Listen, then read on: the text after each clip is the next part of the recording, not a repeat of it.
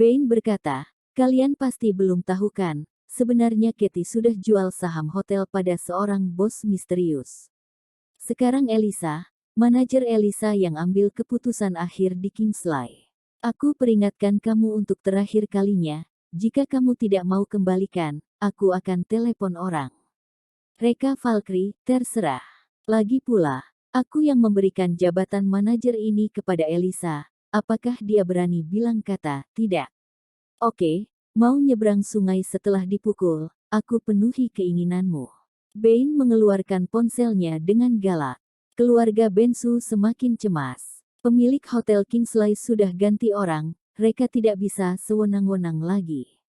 Mereka membujuk dengan sabar. Tetapi sudah terlambat, panggilan Bain sudah tersambung.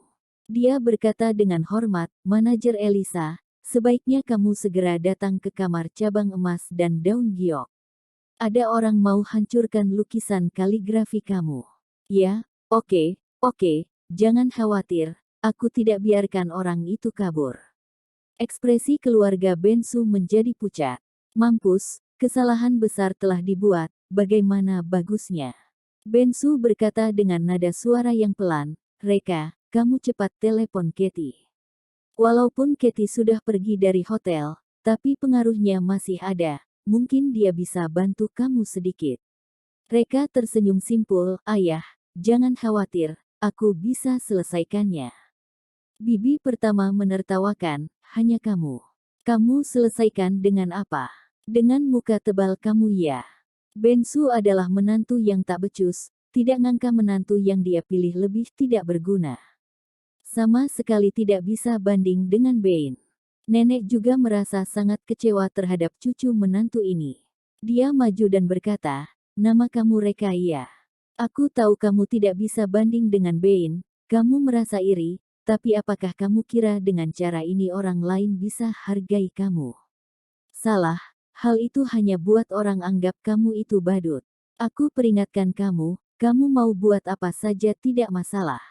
Jika kamu berani libatkan Tokia, aku tidak akan setuju Tokia nikah dengan kamu. Bensu hanya tersenyum dan tidak mengatakan apa-apa. Berpikir karena kamu melakukan itu demi istriku, aku tidak mau mempermasalahkan.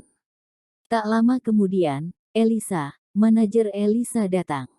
Semua orang segera bangun untuk menyambutnya. Bain berkata, manajer Elisa, orang itu mau ambil barang hotel kalian kasih orang. Dia bahkan bilang seluruh Kingsley miliknya. Aku sarankan untuk tuntut dia karena telah mencuri dan hina reputasi hotel. Elisa menatap mereka sambil tersenyum, benar kata Tuan Valkyrie, hotel ini miliknya. Bain mencibir, Reka kamu dengar tak? Apalagi yang mau kamu katakan? Tunggu, manajer Elisa, kamu bilang apa? Yang lainnya juga merasa curiga bahwa mereka salah mendengar, mereka menatap Elisa. Elisa berjalan langsung ke depan mereka dan berkata dengan hormat, maaf, Tuan Valkyrie, hal itu telah ganggu suasana hati kamu untuk makan. Reka mengangguk, tidak apa-apa. Elisa mengeluarkan kontrak perjanjian dari tasnya dan menyerahkan kepada Tokia, Nona Mashita, ini hadiah ulang tahun kamu dari Tuan Valkyrie, terimalah. Tokia Mashita tampak bingung, ini apa? Elisa berkata, kamu bisa ketahuinya setelah buka. Tokia membuka kontrak itu dengan hati-hati dan melihatnya dengan cermat. Sejenak kemudian, dia menjadi emosional dan menggosok matanya dengan kuat, karena takut dirinya salah melihat, Aku tidak salah lihat kan, ini adalah kontrak saham dari Hotel Kingsley. Saham 30%. Reka, apakah kamu kasih aku 30% saham dari Hotel Kingsley? Reka mengangguk, suka tak? Jantung Tokia berdebar kencang, katakan padaku, ini, apa yang terjadi? Kapan kamu akuisisi Hotel Kingsley? Tidak mungkin. Tidak mungkin. Bain merebut kontrak itu dengan panik dan melihatnya dengan cermat. Tak lama kemudian, sekujur tubuhnya bergetar, kontrak tersebut jatuh ke tanah. Kontrak itu ditulis dengan jelas, hitam di atas putih bahwa Reka membeli 30% saham Hotel Kingsley dan memberikannya kepada Tokia. Semua orang terkejut. Bahkan Bain pun telah mengkonfirmasinya, tampaknya kontrak ini bukanlah kontrak palsu. Mana mungkin Elisa akan mengantar kontrak palsu? Dengan kata lain, hotel ini benar-benar milik mereka. Mengambil barang sendiri sebagai hadiah untuk orang lain tampaknya tidak ada salahnya. Semua orang menatap mereka dengan tatapan yang sulit percaya. Bukankah dia adalah seorang narapidana? Bagaimana dia bisa memiliki begitu banyak uang untuk membeli saham Kingsley? 30% saham itu bernilai ratusan miliar. Cincin berlian Bain yang bernilai 200 juta, di depan kontrak ini terlalu kecil. Titik balik ini membuat Avril merasa sangat semangat. Dia tersenyum dan bertanya, "Manajer Elisa, izinkan aku bertanya. Tidak masalah ya jika menantuku berikan lukisan kaligrafi ini padaku," dia mengatakan, bertanya, tetapi sebenarnya sedang pamer. Elisa buru-buru berkata, "Seluruh barang di Hotel Kingsley milik Tuan Valkyrie dan Nona Mashita. Mereka ambil barang mereka sendiri kasih kamu, tentu saja tidak masalah."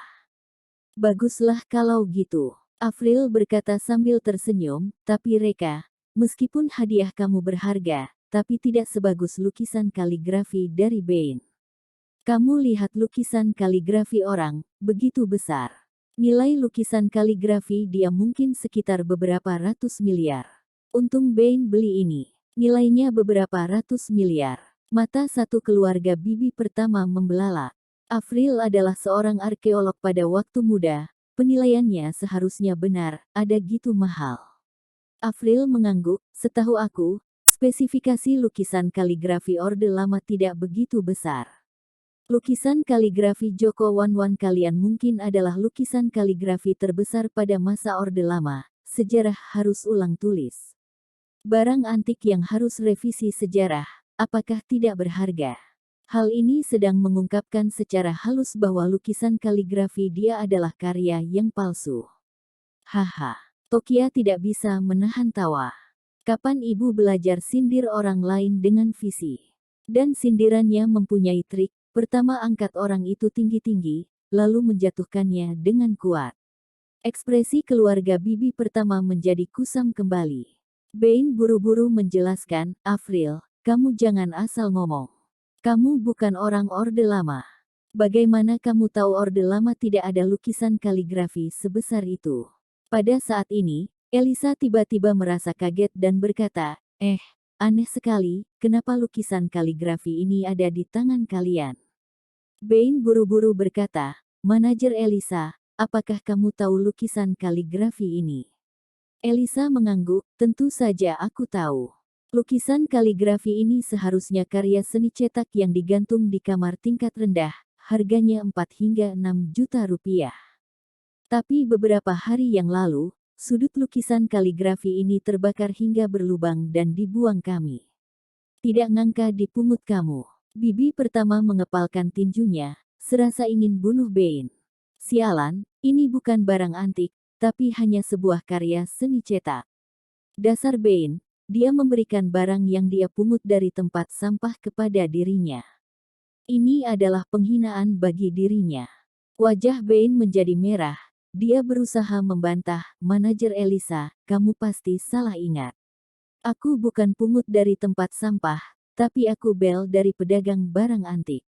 Selain itu, lukisan kaligrafi ini juga tidak ada lubang." Mina juga mengangguk dengan cepat, "Ya, benar. Ini pasti tidak sama dengan lukisan yang kalian buang." Elisa berkata, "Aku lihat lukisan ini jauh lebih pendek. Jika tebakanku benar, rollnya agak naik ke atas, lubang yang terbakar itu sudah tertutup. Kalian tarik roller ke bawah lihat apakah ada lubang yang terbakar di sudut kanan bawah." Paman langsung bertindak, menarik roller ke bawah dengan pelan. Ternyata benar. Ada lubang terbakar di sudut kanan bawah yang awalnya tertutup oleh roller. Bain terdiam. Sekarang buktinya sangat kuat, dia juga tidak tahu harus berkata apa. Ekspresi keluarga bibi pertama sudah menjadi marah, wajah ini seperti ditampar dengan kuat. Menantu orang memberikan saham ratusan miliar, dan menantu diri sendiri justru memberikan barang sampah. Memalukan sekali. Reka tiba-tiba menegur Elisa, "Elisa, karya seni ini merupakan properti hotel, mengapa kamu buang sembarangan? Kamu sudah menyebabkan kerugian bagi hotel, kamu harus tanggung jawab. Sekarang aku perintahkan kamu untuk beli lukisan kaligrafi ini dengan uang sendiri." Elisa tertegun sejenak. Mengapa Reka begitu pelit? Ini bukan sifatnya. Namun, dia melakukan demikian pasti ada alasannya. Tokia segera berkata, "Sudah Reka, ini hanya masalah sepele, tidak perlu begitu. Lukisan kaligrafi ini tidak berharga, tidak apa-apa kalau sudah dibuang." Avril juga membantu Elisa berbicara. Reka berkata, "Ibu, Tokia, masalah ini kalian tidak usah campur. Ini adalah aturan. Seorang manajer berani langgar aturan sesuka hati. Kedepannya bagaimana kita memimpin?" Tokia ingin bantu Elisa berbicara lagi, tetapi Elisa langsung berkata, "Maaf, Tuan Valkyrie, ini adalah kesalahanku. Bain, kamu juga sudah lihat situasi sekarang. Aku bayar kamu 20 juta, kamu kembalikan lukisan ini padaku." Avril merasa sakit hati. Membeli sebuah karya seni yang telah rusak dengan harga 20 juta, terlalu boros. Bain segera menyetujui, "Tidak masalah." Faktanya, dia membeli lukisan ini dengan harga 1 juta rupiah dan menjualnya dengan harga 20 juta rupiah. Dia mendapatkan untung yang banyak. Elisa langsung mentransfer uang tersebut ke rekening Bain di tempat. Begitu uang masuk, Bain segera mengembalikan lukisan kaligrafi itu. Tokia berkata dengan kesal, "Apakah kamu sudah bahagia, beli produk cacat ini dengan harga 20 juta?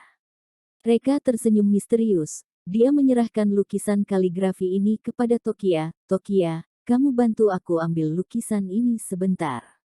Tokia bertanya dengan penasaran, "Mau apa?" "Reka, ambil saja." Tokia mengambil lukisan kaligrafi itu. Reka menyesap seteguk air dan menyemburkan ke lukisan kaligrafi ini. Tokia terkejut, "Reka, apa yang ingin kamu lakukan? Beli dengan harga yang mahal, mengapa harus hancurkan lagi?"